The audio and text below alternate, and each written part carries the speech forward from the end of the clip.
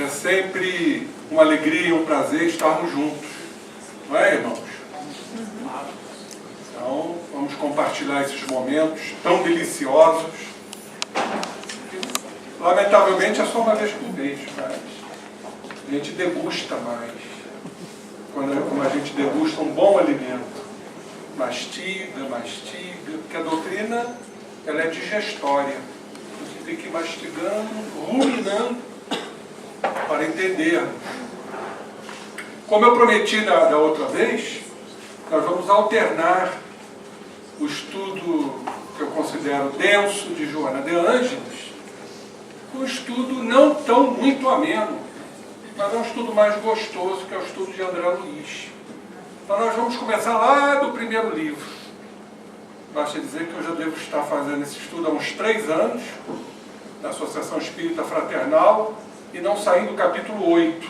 O que significa dizer que eu procuro aprofundar o estudo, ler as palavras, entender as entrelinhas, que eu acho que a gente aprende assim. Isso é estudar a doutrina espírita, diferentemente de ler a doutrina espírita.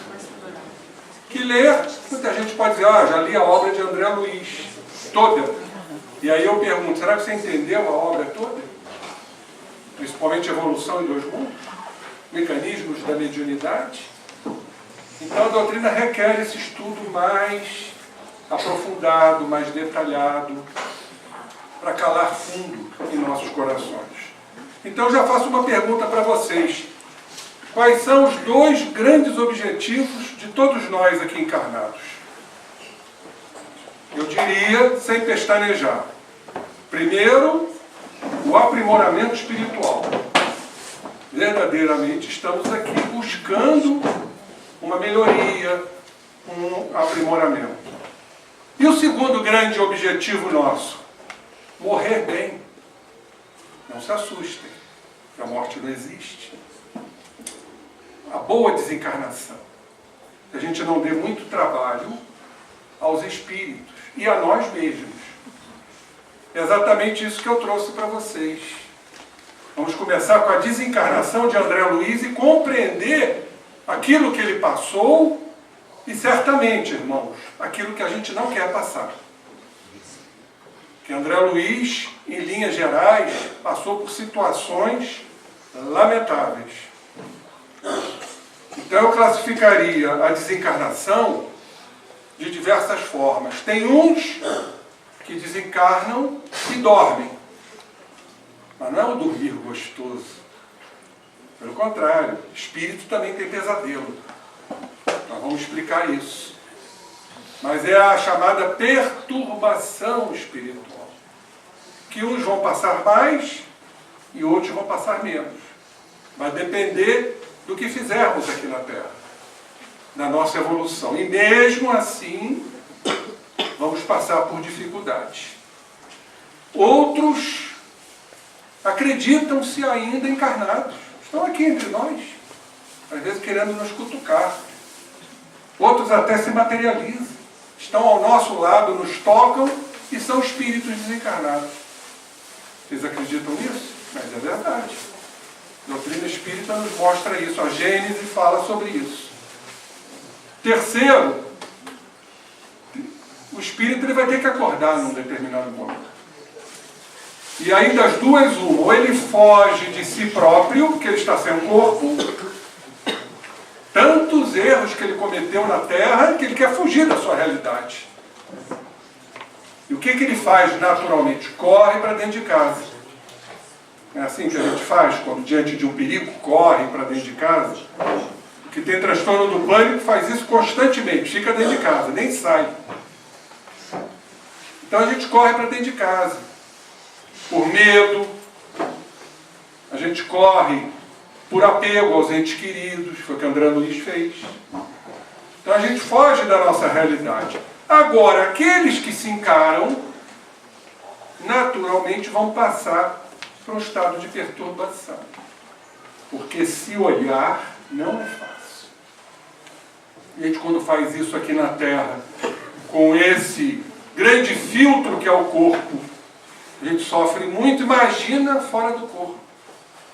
diante de nós mesmos, daquilo que a gente não resolveu, daquilo que ficou por conta, daquilo que a gente deveria ter feito e não fez, daquilo que a gente fez e errou.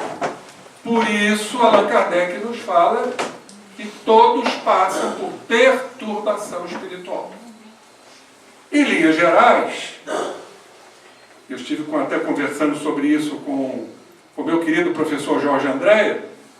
Eu falei, Jorge, isso não é um estado, esse estado de perturbação, não é um estado mais ou menos parecido com o estado de loucura espiritual? Ele falou, Henrique.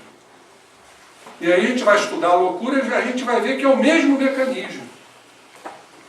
Ou seja, as nossas sombras, os nossos complexos avultam na nossa mente consciente. Só que aqui nós temos o filtro do corpo. Por isso que a gente não é tão louco. A gente é um pouquinho neurótico. Alguns são psicóticos. Mas o mecanismo é igual. Interessante isso, porque as sombras se mostram. Os complexos, que nós vamos falar sobre isso, junguianos, se mostram.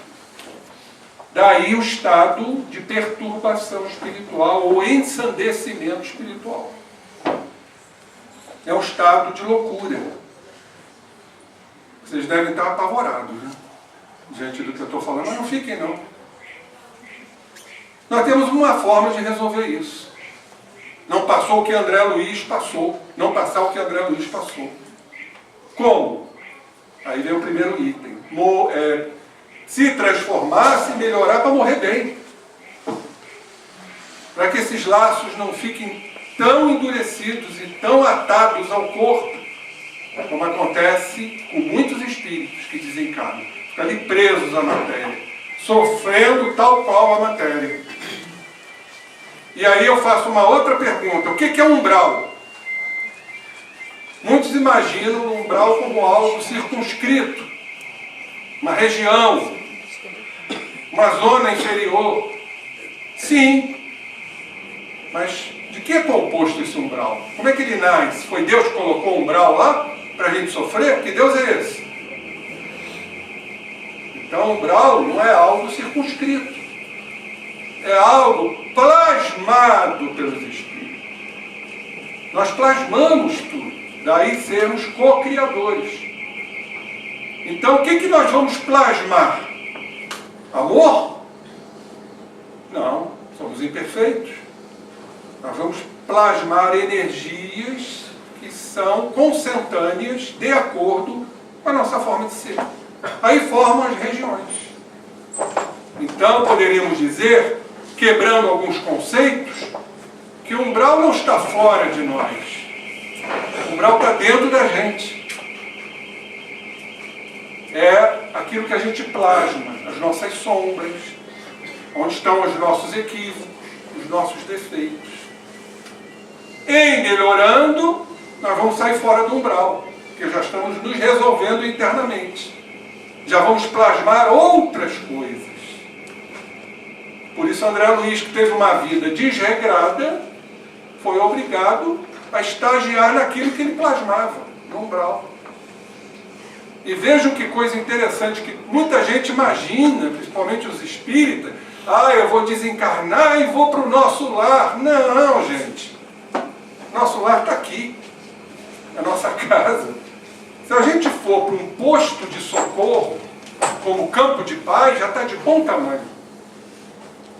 Nosso lar, como Cecília nos fala, espíritos, são para os abençoados.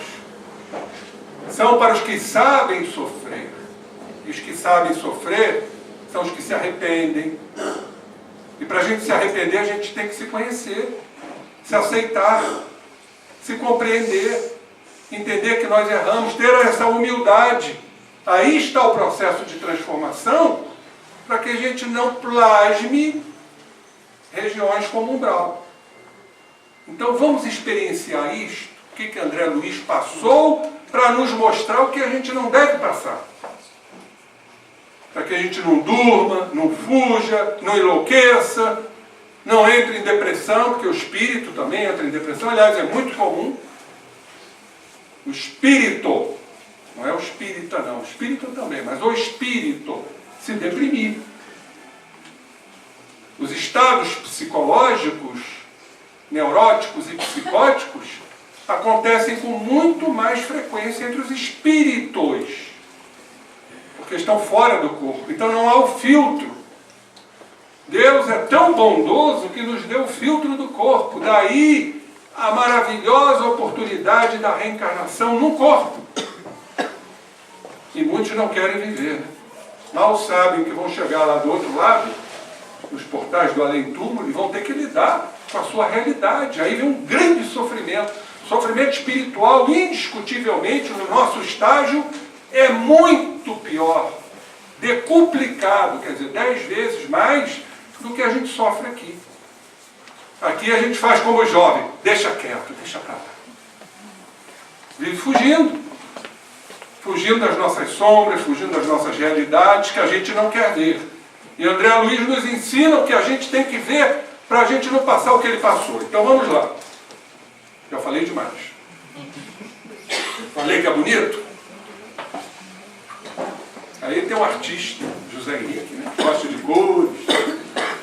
Minha mulher que fala, nossa senhora, para que tanta cor? Olha que coisa linda. O tal do PowerPoint a gente dá uma caprichada, né, Jesus? Então esse é o capítulo 1 do livro Nosso Lar. Olha, gente, tem muita coisa para a gente falar aqui. E exatamente onde ele esteve, no umbral, nas zonas inferiores. Estão conseguindo ver daí? Não, mas é da Luiz, né? Ah, isso você já passou lá no caminheiro, né? Então já sabe de cor e salteado. Não é isso? Vou dar aqui uma brechinha para você ver. Então, André Luiz desencarna. E qual é o primeiro estágio dele de lucidez? Então nós não sabemos, quer dizer, sabemos, que ele passou um estado de perturbação antes para acordar, às vezes acorda, momentaneamente entra num estado de perturbação. Então isso não é matemático. Cada espírito passa uma situação, de acordo com as suas necessidades. Então ele nos diz, de início, eu guardava a impressão de haver perdido a ideia de tempo. A noção de espaço esvaíra-se de há muito. Aí que é bonita, né? Quando lembramos, segundo Einstein, que espaço e tempo são relativos. Eu sei que para chegar daqui naquela coluna, eu tenho um tempo e tenho um espaço. No mundo espiritual, eu tenho um exemplo, que foi de um colega meu, materialista e ateu, que ele fez uma parada cardíaca, um companheiro médico aqui de Friburgo. Ele fez uma parada cardíaca, e aí teve todo aquele procedimento de ressuscitação, ressuscitar o moribundo, e ele fez uma EQM, que é um estudo fantástico, comprovando a existência do espírito. Ele saiu do corpo. Saiu do corpo, ele me disse, Henrique, eu fui para um jardim maravilhoso, flores inigualáveis, com um brilho que eu nunca vi na minha vida, um aroma que me embriagava, capitoso, subia a minha cabeça. E o mais importante, Henrique, eu falei, o que foi, fulano? Sensação de atemporalidade. Tinha tempo. Aí fizeram lá a massagem cardíaca e ele voltou para o corpo. Aí eu perguntei para ele, e aí, você continua não acreditando em Deus? Ele falou, continuo não acreditando. Parece teimosão mesmo, né? Que indivíduo teimoso. Então isso aí foi o quê? Por conta de quê? Ah, alucinação. A alucinação com detalhes tão precisos, meu amigo. A pessoa quando não tem que despertar não adianta, né? Não desperta. Então a sensação dele é de atemporalidade, quer dizer, não há tempo. Vocês sabem que os espíritos se locomovem com a velocidade do pensamento, pensou, chegou. Ou seja, praticamente não há tempo de percurso e não há distância. Temos a velocidade do som, 300 metros por segundo, temos a velocidade da luz, 300 mil quilômetros por segundo, e o pensamento é instantâneo. Então daí também isso ajudou o seu estado perturbatório, ele perdeu a noção de tempo e de espaço. Aí o nosso querido Einstein nos diz que o tempo é relativo e não pode ser medido exatamente do mesmo modo e por toda parte. Esse homem aqui era um espírita. Para nos dizer isso, ele deve ter tido uma experiência no mundo espiritual. E ele nos fala, né, na sua literatura, que o conhecimento dele chegou a um tal ponto que ele tinha que se render à existência de Deus. Então o tempo é relativo. Exatamente. Cada orbe tem um tempo, tem um espaço. O nosso ainda é denso, por isso a gente tem que se arrastar para ir daqui e ali. A gente tem que vencer resistência, ter a nossa massa corporal para vencer essa resistência. Estamos sob efeitos de leis gravitacionais, forças nucleares, eletromagnéticas, que são compatíveis com o nosso planeta, fruto de decomposições do fluido cósmico universal, da onde surge a matéria. Pensamento é matéria, energia é matéria. Nós vemos campos energéticos, que são campos materiais. Cada matéria guardada a sua proporção, né? Mais sutil ou menos sutil. Então, diz André Luiz, eu estava convicto, isso já é um grau de lucidez, de não mais pertencer ao número dos encarnados no mundo. E, no entanto, meus pulmões respiravam a longos suspiros, a longos haustos. Então, convicção significa que, neste momento, ele estava lúcido, convicto. Mas ainda, gente, o que acontece muito, sob o efeito das forças materiais. E nós estamos exatamente aqui para não passar por esse efeito de forças materiais que atravancam o nosso caminho. Como? Nos espiritualizando. Não é tomando medidas radicais. Agora eu não vou mais ambicionar, agora eu só vou viver de fluidos, vou deixar de comer, vou morrer de anemia. Vou deixar de ter sexo. Não é isso, gente. Mas é um trabalho constante de melhoria, que a gente chama de trabalho de espiritualização. Nosso trabalho aqui é esse. Para morrer bem, para ir para o mundo espiritual bem, para chegar lá, de preferência, lúcido. Hoje a gente está vendo, ô Gilson, irmãos nossos, que imediatamente já dão comunicação. Mas tão pouco tempo, isso ainda são teorias obsoletas, cada espírito é cada espírito. Espíritos que se melhoram aqui, que se desmaterializam aqui, que se espiritualizam aqui, chegam no mundo espiritual em condições muito melhores, muito mais lúcidas.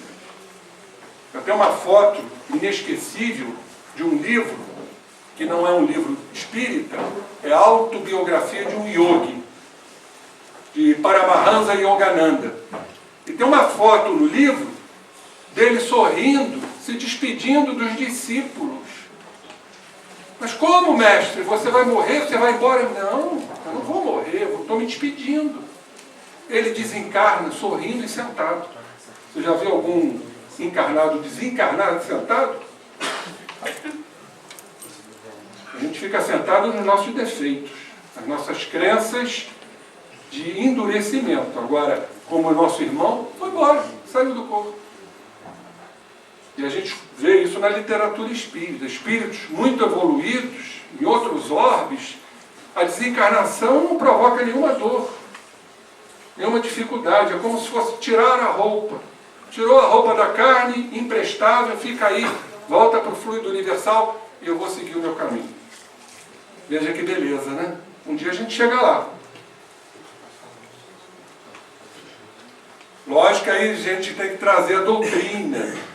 Allan Kardec, no Livro dos Espíritos, parte 2, capítulo 6, da vida espírita, recordação da existência corpórea. Como é que é isso? Será que a gente vai recordar, chegar lá, e vai recordar imediatamente, fora do corpo? Como é que funciona isso? Então vamos lá. Pergunta feita por Allan Kardec, 305. A lembrança da existência corporal se apresenta ao espírito completa e inopinadamente após a morte? Então, como é que Kardec está perguntando?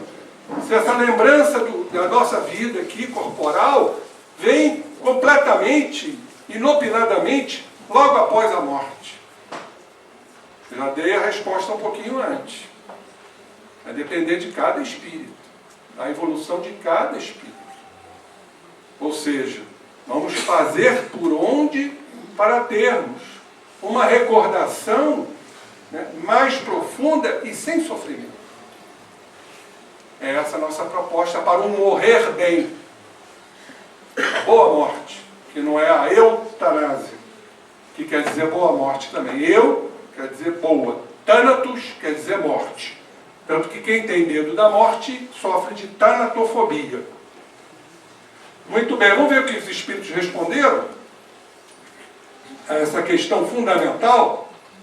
Não! Olha, essa resposta é muito significativa. Por isso eu botei destaque.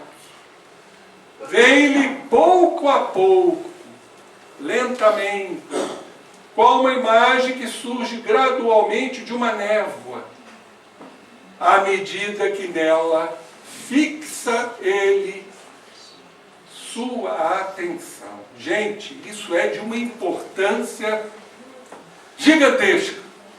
Fixar a atenção. Então, o espírito não vai ter uma recordação inopinada. Vem gradualmente. E vem à medida que o espírito fixa a sua atenção. Em quem, gente? O que é importante para esse espírito? Fixar a atenção. Será que a importância é lembrar que deixou a mulher aqui, ou deixou o marido aqui, deixou os filhos aqui, né? Como foi com André Luiz, evidenciando o apego, que faz doer. A separação para o apegado é muito dolorosa. Mas um atributo que nós temos que desenvolver, o desapego.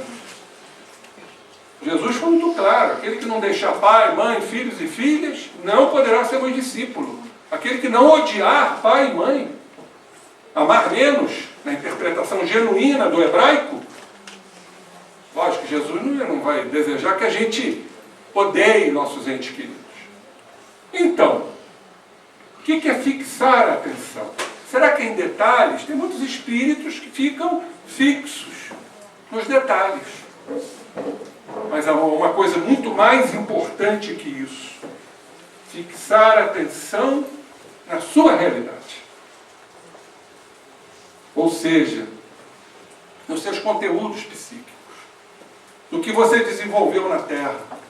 Raiva, ódio, mágoa, vingança, perversidade, maldade, seja o que for.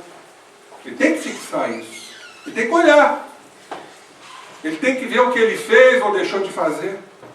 Aí vem a grande decepção. Ah, meu Deus! A grande decepção, o grande desapontamento do espírito é não ter praticado aquilo que ele programou antes de encarnar.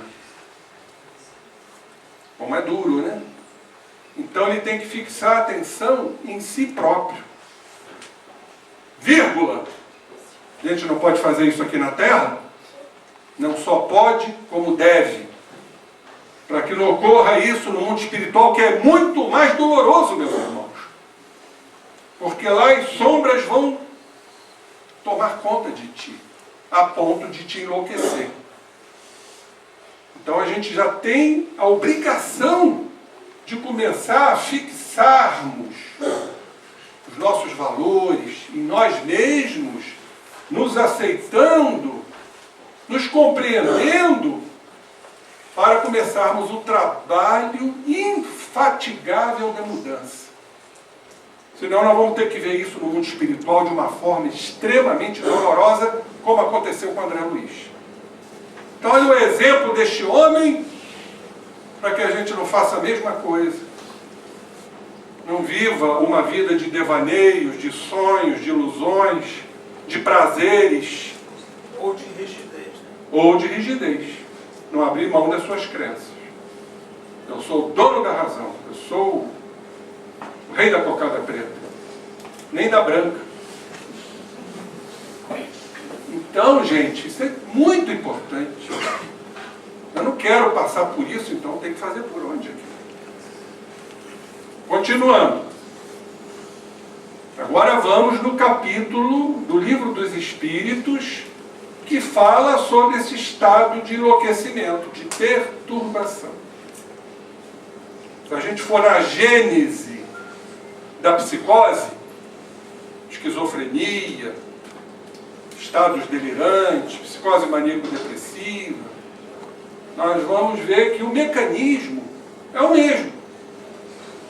Só que aqui a gente não destrambelha tanto, apesar que muitos destrambelham e vão para a Casa Santa Lúcia, ou para os manicômios, como lá.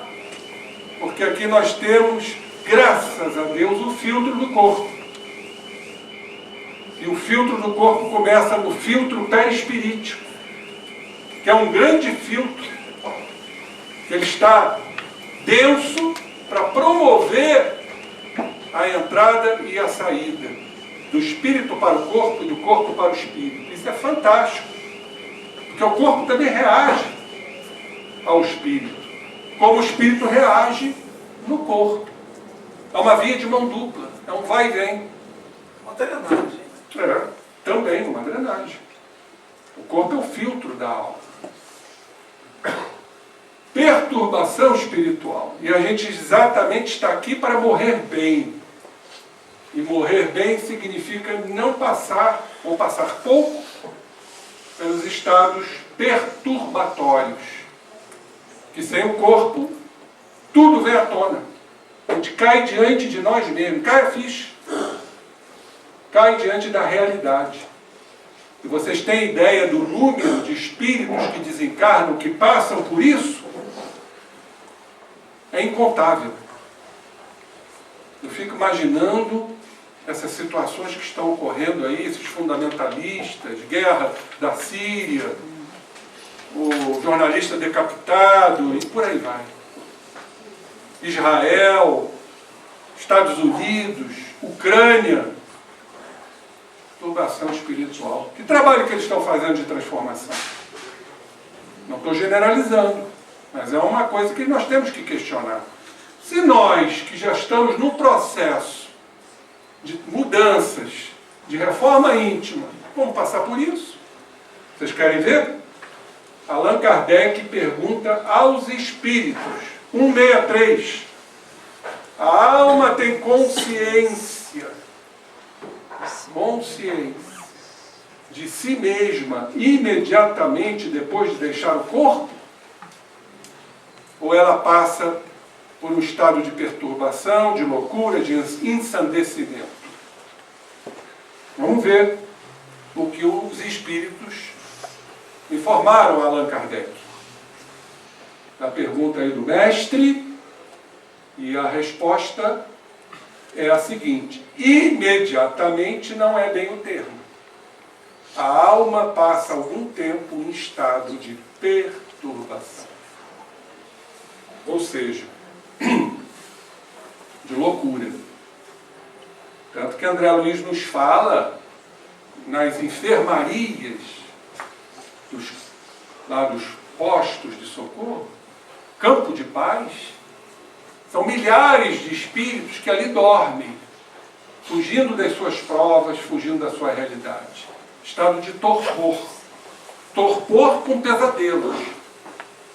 Vocês vão perguntar, ué, mas espírito tem pesadelo? O espírito não fica acordado? Não. A literatura de André Luiz nos mostra que grande parte dos espíritos dormem. Como é que ele tem pesadelo? Eles vão lidar com obsessores, de acordo com o seu grau de evolução. Como? Fantástica a doutrina, né? Nós temos o perispírito. O perispírito tem esse poder, né, de se emancipar. Ele é plástico, ele tem plasticidade. Então, quando o espírito dorme, não estamos falando de corpo, estamos falando de espírito, a parte mais densa do perispírito dorme. E a parte mais sutil do perispírito se emancipa pela sua plasticidade. Ou seja, ele dorme na parte mais densa, mas tem lucidez pelo seu sono quando ele se emancipa da parte mais densa. E aí ele vai lidar com quem? Com espíritos obsessores. Daí os pesadelos espirituais. Vocês estão apavorados, né? Não fiquem não, vocês estão melhorando. Eu estou vendo que na cabeça de todos tem uma aura. Todos aqui já estão em um processo de purificação. Mas é um alerta. Mas dá uma esperança. E fala que de manhã cedo vai uma equipe ver quem já acordou. Pelo menos é um alento. André Luiz tem uma frase que eu admiro muito, que ele diz o seguinte: poucos espíritos encarnados dormem para o bem. Então não adianta você chegar, ficar orando, embora seja importante a prece, principalmente se ela for de coração. Mas você passa um dia só cometendo asneiras, você melhorou o quê? Aí vai chegar de noite, vai orar, oh meu Deus, perdoe o que eu fiz. Ótimo. Mas o que você fez durante o dia? Então o que é dormir para o bem? É a mesma coisa que morrer para o bem. Aliás, dormir é uma forma de morte. É o mesmo mecanismo. A gente só fica preso ao corpo pelo laço fluídico, pelo laço perispirítico. Então a gente morre todo dia um pouquinho. Dormir significa morrer um pouquinho. Então os mesmos pesadelos que os espíritos passam, nós também passamos. Então não tem jeito, meus irmãos. É ter que mudar. Nós não temos que passar por isso. Aqui na Terra também. Mudar, se esforçar para não ter tanto pesadelo, para não ter que ir aos espíritos. Os espíritos vêm a gente e nós vamos a eles. Quando estamos no nosso sono físico. Sabe lá as regiões que nós frequentamos. Aí acordamos deprimidos, chateados, aborrecidos, amuados. Tem uns que acordam todos os dias de mau humor. O que será isso? Além do estado psíquico da criatura, chamada distimia. Para onde ele foi quando dormiu? Será que ele dormiu para o bem a ponto de acordar tão mal-humorado, de mal com a vida, emburrado? E às vezes passa o dia inteiro na mesma situação, gente? Aí, ó. Muito bem, vamos continuar. E aí vem a pergunta 164. A perturbação, por isso que a gente diz que o indivíduo louco é um indivíduo perturbado, que se segue a separação da alma e do corpo, é do mesmo grau e da mesma duração para todos os espíritos? Essa pergunta é fácil, né? Parabéns. Claro que não, né? E a resposta é exatamente essa que os espíritos dão a Allan Kardec. Aí está ele. Você está gostando dos efeitos, né, Júlio? Eu senti que você está aí meio... Eu quero aprender. Eu te ensino. Pois bem, olha a resposta. Não. O que falou não aí? Isso. Não. Depende... Olha, gente, essa resposta aqui é mais uma vez Um cala a boca. Olha o que os Espíritos nos falam, por isso eu boto destaque. Não. Depende da elevação de cada um. Aquele que já está purificado, por isso que eu chamei vocês todos de purificados. Aqui, na verdade, os Espíritos estão dizendo, aqueles que estão se purificando, aqueles que estão se transformando. Porque purificado que eu conheço, que passou na Terra, é só Jesus. Espírito puro. Se reconhece quase imediatamente. Ou seja, aquele que já está nesse processo já se reconhece quase que imediatamente. Pois que se libertou da matéria, ou seja, se espiritualizou, antes que cessasse a vida do corpo. Tudo que eu falei no início. Qual foram as minhas duas perguntas? Qual o nosso objetivo aqui na Terra? Aprimoramento. É isso aqui que se reconhece. Que já está se libertando da matéria. Para o quê? Segundo objetivo nosso, morrer bem. Para não ter que passar por esses estados de perturbação. Enquanto que o homem carnal, que vive os prazeres única e exclusivamente da matéria, isso é o mais importante, vamos relaxar, vamos fazer isso, a vida é assim mesmo, temos que aproveitar, vamos chutar o balde. Pois é o homem carnal.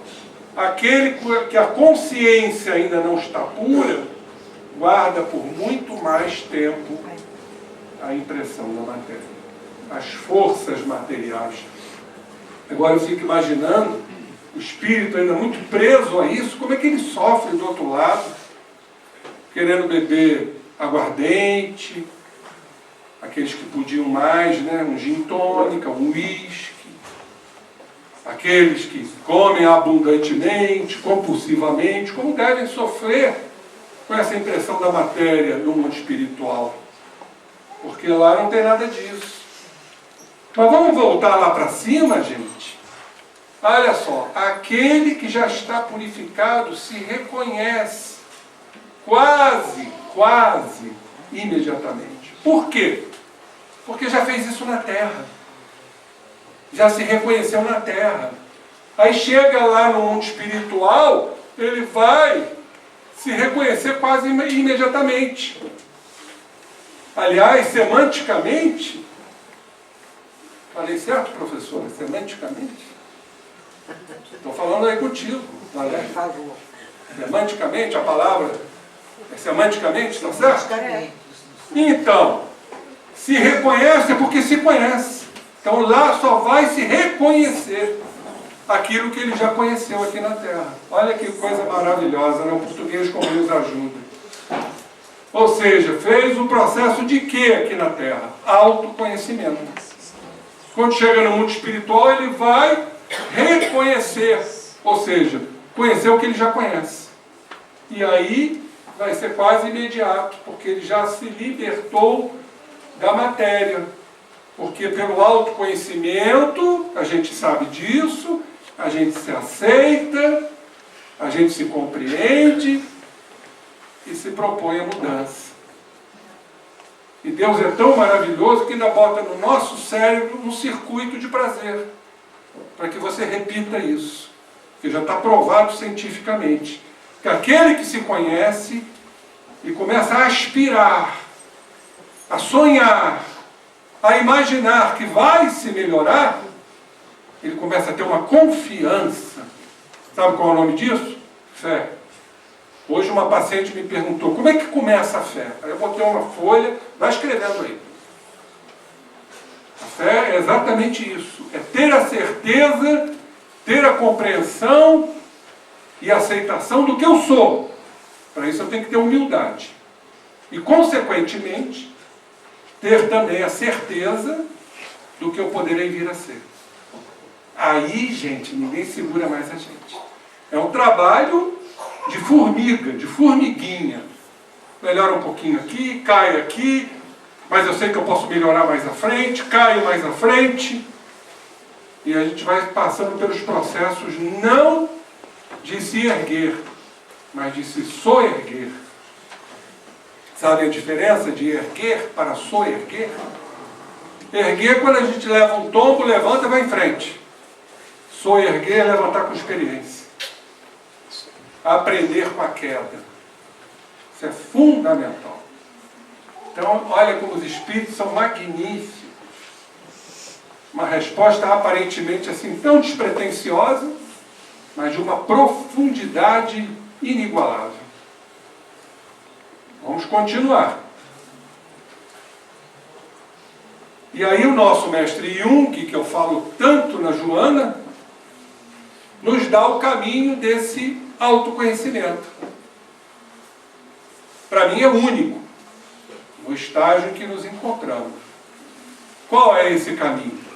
Carl Gustav Jung, para mim o pai da psicologia, o espírito transpessoal, um gênio, muitos até afirmam categoricamente que ele estava e está muito acima do nosso tempo.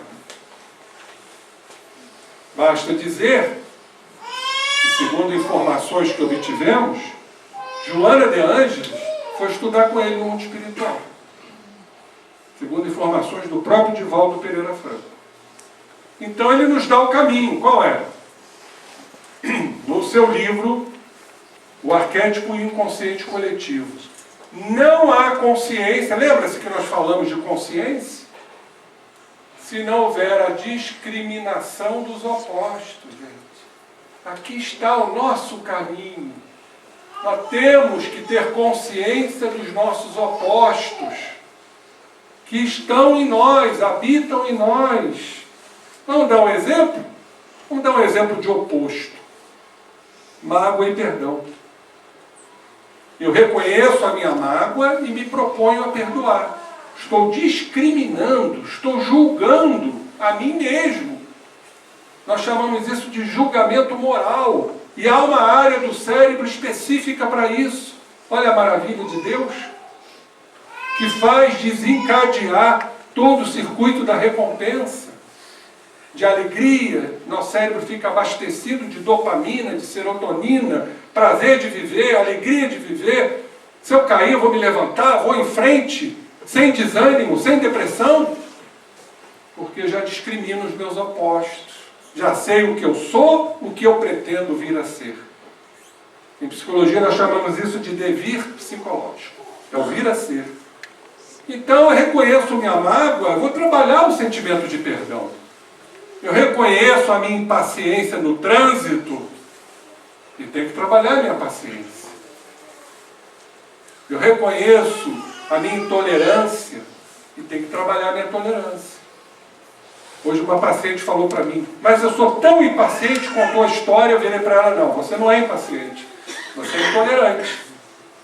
Muita gente confunde impaciência com intolerância. Impaciência está ligada ao tempo. Eu não aguento ficar na fila de banco. Vontade de furar a fila.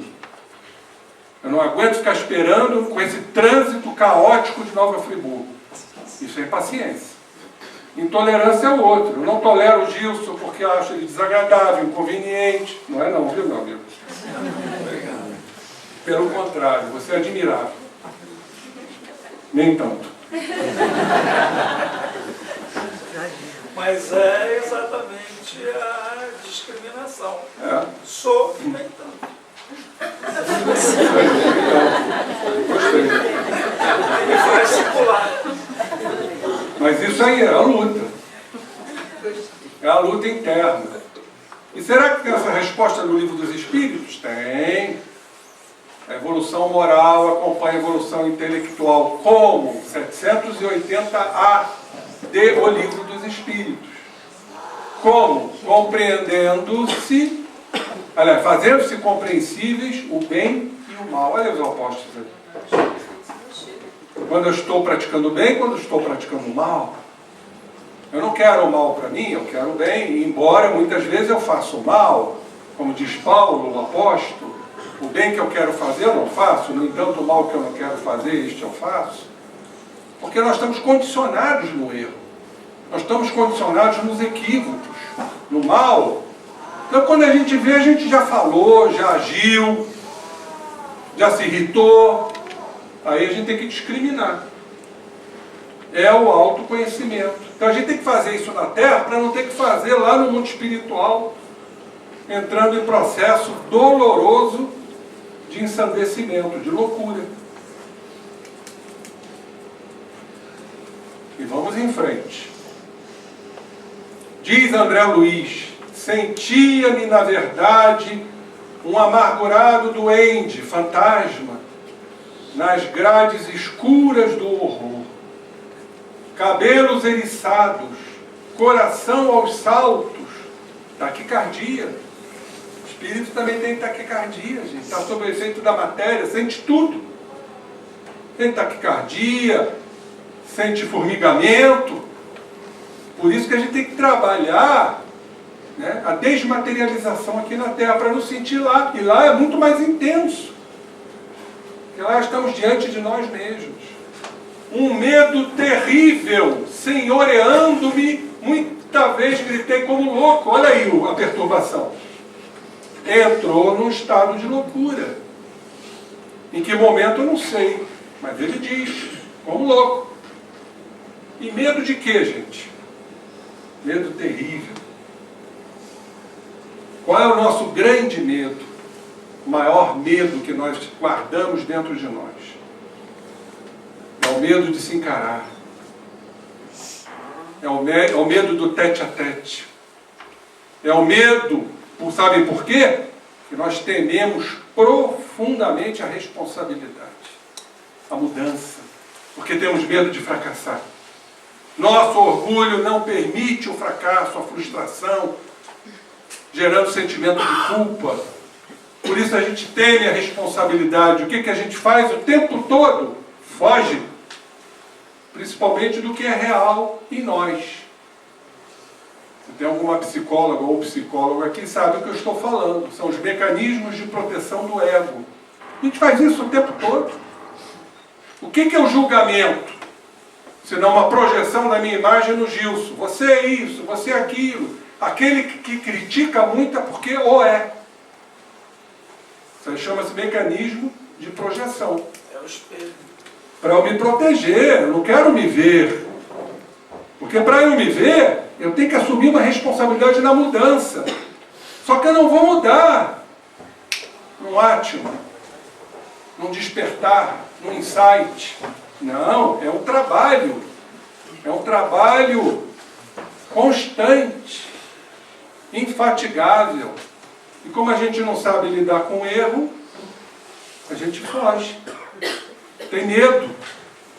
Medo de falhar, medo da responsabilidade. Foi o caso de André Luiz. Um medo terrível. Mas não teve jeito. Ele estava fora do corpo. Enlouqueceu. Tudo que ele guardava de experiência negativa fora do corpo, aquilo tudo se assenhorou dele. Tomou conta dele. Daí ele ter gritado como louco. E tem uma passagem na sua literatura, eu ia falar isso, acabei esquecendo, que nas enfermarias de Campo de Paz, ele nos fala que são milhares de espíritos que dormem, 2 ou 3 acordam e saem correndo. É isso aqui, ó. Que vão ter que se deparar consigo mesmo e saem correndo. É o que a gente faz, a gente vive correndo de nós mesmos, das nossas sombras. E ninguém consegue fugir das sombras. Alguém consegue? Para onde você vai, a sombra vai atrás. A gente tem a ilusão de que vamos fugir, que a sombra vai para um lado e você vai para o outro. Não tem como. A sombra te acompanha, para que você olhe para ela. Exatamente, até a natureza nos mostra isso. Olhar para a sombra. Fazer o autoconhecimento, para não ter que acontecer isso. Então a sombra é boa. Tem a parte boa. Tem as sombras boas que você ainda não se aprofundou, ainda não divisou, ainda não encontrou. Mas a sombra, em linhas gerais, é o nosso lado equivocado de ser, daquilo que a gente praticou. Ficou como registro. Sim, porque se não houver o contraste da sombra, nós não vamos reconhecê-la. Sim. A função exatamente da luz, porque o que é a sombra? É a ausência de luz. Exatamente. Como o frio é a ausência de calor, segundo a física. Então nós precisamos fazer o quê? Iluminar a sombra. Como? Reconhecendo a sombra e se transformando. Aí a gente está iluminando a sombra. E perdendo a amizade com ela. É. Obrigado, minha sombra, por não ser assim. Claro, se não for isso. Se não for isso. E quem faz isto? Quem faz isto no âmbito dos encarnados? É o ego. O ego é o reconhecimento da sombra, é o encontro do ego com a sombra. Para entendê-la, compreendê-la, aceitá-la e transformá-la. Aí nós vamos iluminar a sombra. Aí a gente começa a descobrir que não existe sombra, existe ausência de luz. Então o ego é bom também. Não, o ego é maravilhoso. O problema é que a gente supervaloriza o ego, atendendo os nossos interesses. Aí é egocentrismo, egolatria, egoísmo. Mas a função do ego é fazer discriminação. Egopatia. Egopatia.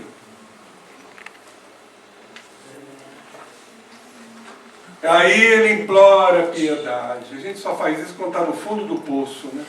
Ó, meu Pai, tenha pena de mim. E clamei contra o doloroso desânimo que me subjugava o espírito. Gente, o que é isto? O que é o desânimo? A condição básica, fundamental, estrutural da depressão. Espírito não se deprime? Se deprime. O que é o desânimo? É não querer se encarar, querer fugir. Porque se houver esse confronto, através do ânimo, nós corremos o risco de fracassar. Então a melhor forma que eu encontro é ficar na inércia. Assim eu não corro esse risco de assumir essa responsabilidade pelo livre-arbítrio e errar e fracassar. Então foi o que eu disse numa outra oportunidade aqui, que eu apresentei sobre depressão. O desânimo está a serviço do nosso orgulho, do nosso poder. Que eu não posso errar. E eu temo o erro, temo o fracasso. Gente, isso é inconsciente, tá? Isso geralmente vem no plano inconsciente. Graças a Deus. Graças a Deus. E a gente vai absorvendo isso cada vez mais. Eu vou contar para vocês, já que nós estamos em estudo, e eu até estranhei porque eu nunca tinha feito essa ligação, essa conexão. E eu perguntei à minha esposa, que é professora de física, e ela me explicou, eu falei, eu sei que a gente não deve falar o que acontece numa reunião mediúnica, mas aqui é com a finalidade de orientação. Então eu psicografei um irmão, um espírito que foi psiquiatra, em que ele me fala, e como a gente psicografa, muitas vezes, na maioria das vezes, nós estamos lúcidos. A nossa mediunidade é semimecânica, a minha é intuitiva. Eu não entro em torpor, eu não sinto o espírito pegar a minha mão, as intuições vêm. Então, quando eu escrevi aquilo, eu falei, ué, o que tem uma coisa com a outra? Imediatamente eu questionei. Aí acabou a psicografia, aí eu perguntei à minha esposa, e realmente isso tinha fundamento. Então o Espírito me disse, e aí fica até uma orientação para todos nós, que nós informássemos as casas espíritas que orassem. Botaram lá no caderninho de irradiação, e vocês em casa, que orassem pelos deprimidos. Tal o número de encarnados e desencarnados que sofrem desse flagelo, dessa doença. Então fica aqui com uma orientação para casa e para vocês todos. Quando forem orar à noite ou de manhã, lembrem-se dos deprimidos, que vivem esse estado lamentável de apatia, de inércia, de falta de energia para sair disso, que não vai ser um antidepressivo que vai resolver. Melhora e equilibra a bioquímica cerebral, mas não atua na causa. Daí é o fracasso da medicina em tratar a depressão. Eu não conheço, até hoje, cura verdadeira de depressão com a utilização de remédios. Apenas a placa, posterga, adia. Pois bem, o que o Espírito me falou? Que o processo depressivo na alma é como um buraco negro. Aí eu não sei o que é isso. Buraco negro eu sei que atrai, né, o movimento centrípeta para o seu interior, astros, sóis que já estão se extinguindo. O que isso tem a ver com depressão? Por que ele fez essa comparação de depressão com buraco negro? Aí eu entendi, quando ela me explicou o que era um buraco negro. E a depressão é isso. Atrai crenças, valores para fortalecer o estado que ele se encontra. Porque ele quer ficar aqui no fundo inconscientemente, mas quer. Ele não quer enfrentar. O deprimido não tem forças por temer. É porque ele não quer errar, não quer falhar, não quer assumir responsabilidades. Então, inconscientemente, ele entra num processo de apatia. E isso vai atraindo energias, desabastecendo o campo mental e o campo energético. O que acontece? Quando há perda de energia, uma desvitalização, você fica cansado, desanimado, mentalmente, psiquicamente e fisicamente. Vocês já viram um depressivo andar na rua? Eu já vi muitas vezes. Eu dou diagnóstico só na rua. Dá vontade de parar o estranho e falar: você sofre de depressão? É verdade, anda assim, carregando, sabe o quê? Um mundo de culpas. Ele falhou em muitas encarnações e não admite ter falhado. Até nas doenças como resultado. Tem doença e se deprime. Tipo, o inconsciente faz a seguinte pergunta: aonde eu errei para estar sofrendo essa doença? Por que comigo? Será que Deus está me punindo de alguma coisa? Isso é inconsciente, viu, gente? Então é a doença grave da humanidade, principalmente dessa humanidade que está num processo de transição, aonde temos que testemunhar as mudanças que nos dizem respeito. E André Luiz passou por isso, desânimo. Ele não queria se encarar para não ter que se responsabilizar nas suas mudanças imediatas e fracassar. Então o desânimo subjugava o seu espírito. A palavra desânimo é ausência de alma. A ausência de alma, a ausência de ânimo. De ânimo, de alma. Exatamente. Desânimo, desmotivação, desinteresse. Ou seja, me deixa quietinho aqui no meu canto. Me deixa aqui sozinho com meus problemas. Eu não quero me movimentar, não quero me mobilizar. Deixa eu aqui com os meus erros. Isso é o espírito que pergunta internamente, inconscientemente. Pois é. Mas quando o silêncio implacável, o silêncio dele com ele mesmo, o silêncio da alma, não o silêncio da paz, o silêncio do seu tormento, ele sozinho, sem um auxílio, não me absorvia a voz estentórica, aquela voz estrídula, forte, lamentos mais comovedores que os meus respondiam-me aos clamores. Então o que a gente vê aqui, meus irmãos?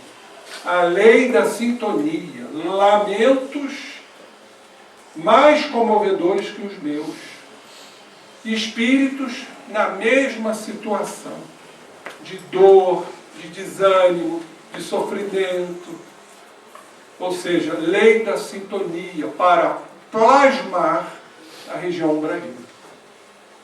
Plasmada por estas energias mentais. Por isso eu costumo dizer, né? O umbral não está fora de ti, não é uma região. Embora assim o livro a denomine. Mas é plasmada. Em verdade, se é plasmada, está dentro de ti.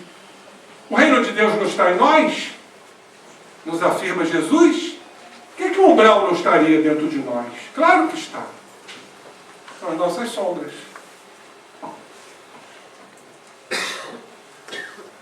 Pois é.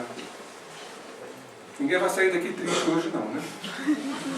Pelo contrário, animados. Não, porque você pode plasmar, pode também desplasmar. Na mudança. Ou inverter, né, a energia que você está plasmando. É, porque a gente tem que sair daqui melhor que entrou. Hein? Cada um traz dentro de si, tem na obra de André Luiz, aí eu fui perguntar para o entendido, o que é um comutador. Sabe o que é um comutador? Alguém sabe? Você deve saber, né? Mexe com energia. Comutador é um dispositivo elétrico que inverte as energias. Não é isso? É um conversor. Então nós todos temos os comutadores dentro de nós, comutadores elétricos, para desplasmar. Olha aí. Nós vamos encerrar, faltam 2 minutos, com essa foto. Não, pode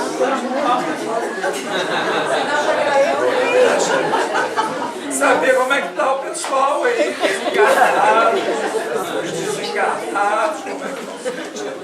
Mas senão, quarta-feira está todo mundo nas obsessões. Maltrapilho moral. Eu tenho certeza que nós não vamos chegar lá assim. Está todo mundo aqui nesse afã de se melhorar, com esse comutador dentro de si. Eu só vou deixar para encerrar uma pergunta, porque eu vou falar isso daqui a 2 meses. No próximo mês é Joana de Ângeles. Vocês estão vendo aqui animais. Também. Então fica a seguinte pergunta. Vocês vão me responder isso daqui a 2 meses. Esses animais seriam plasmados por espíritos para mostrar a condição que você se encontra, espiritual. Esses animais são plasmados pelo espírito culpado, ou seja, eu sou um animal, eu sou um selvagem, eu cometi tantos erros, aquele sentimento de culpa. Ou, na verdade, os dois. Isso está de acordo com a nossa condição moral, que os espíritos plasmam, para nos mostrar que ainda estamos numa faixa animalesca, ou seria a nossa consciência de tantos erros e de tantas culpas? Ou, na verdade, as duas coisas? A resposta vocês terão em novembro. Até lá vocês vão ficar degustando. Uma coisa eu queria deixar bem claro para encerrar hoje, não dessa forma, né? É isso que a gente não quer para a gente. Então eu volto lá àquela pergunta inicial. O que estamos, quais são os 2 objetivos nossos aqui na Terra? Primeiro, nos melhorarmos. E a gente só vai melhorar se a gente se conhecer, se transformar. E com isso estamos nos preparando para o segundo objetivo, morrer bem. Graças a Deus. Eu me lembro de uma frase, só homenageando essa criatura, que foi um grande espírita que esteve entre nós. Erros tinha, como todos nós temos erros, mas eu nunca me esqueço, no início da minha caminhada, lá no Friburguense, Dr. José Manuel, que já desencarnou, ele dizia o seguinte, falava isso várias vezes: cada segundo que passa é um segundo mais próximo da morte. Ou seja, temos que nos preparar, gente. Não vamos ter a ilusão de que seremos eternos, e vamos ficar aqui como o meu querido professor Jorge Andréa, com 98 anos. Você sabe o que aconteceu com ele no sábado? Eu fui testemunha disso, gente. Para aqueles que não acreditam em colchão espiritual, aquele homem tem colchão espiritual. Acabou minha palestra, ele desceu de bengala, 98 anos, lúcido, e a pessoa que estava segurando o braço dele, que é um companheiro, se distraiu. Nisso que se distraiu, a bengala dele resvalou e ele desabou literalmente, caiu no chão aos 98 anos. Não teve nada. Nem fratura, nada, nem dor. Chegou lá em cima, caiu. Falei, o senhor tem colchão espiritual. Há 5 anos, esse homem caiu do 2º andar. Ele tinha 93 anos. Como é que foi? Hoje ele está interno no Instituto de Gerontologia da Aeronáutica. Ele é médico reformado da Aeronáutica. Dr. Jorge Andréa. Para mim, o grande expoente da doutrina espírita. O expoente científico. E aí ele saindo do quarto, 93 anos, ele viu uma fagulha no corredor. A gente não sabe nada da gente. Nada como a gente vai reagir diante do perigo. É um homem de 90 e poucos anos, expoente, espiritualizado, intelectual, entrou num desespero. Sabe o que ele fez? Ele entrou no quarto e fez uma Tereza. Sabem o que é Tereza? É o que o preso usa para fugir. Amarrou fronha na fronha, no lençol, na toalha, para descer do 2º andar, para fugir do incêndio, que acabou não ocorrendo. O incêndio foi apenas um curto, mas não chegou a incendiar. E aquilo se arrebentou, ele não deu nó. Se esborrachou lá de cima. Esse homem, aos 93 anos de idade, não teve nenhuma fratura. Nenhuma fratura. Eu falei, haja colchão espiritual. E a gente não pode nem derrapar na mão.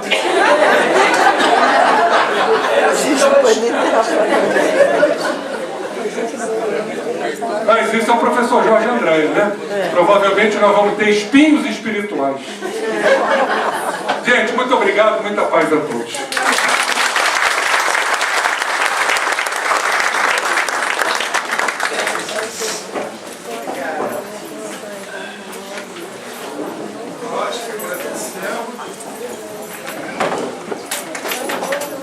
Sempre lembramos que a vida é eterna. Então, esse é o momento fácil. Um momento muito importante. É um momento em que a pessoa que recebe o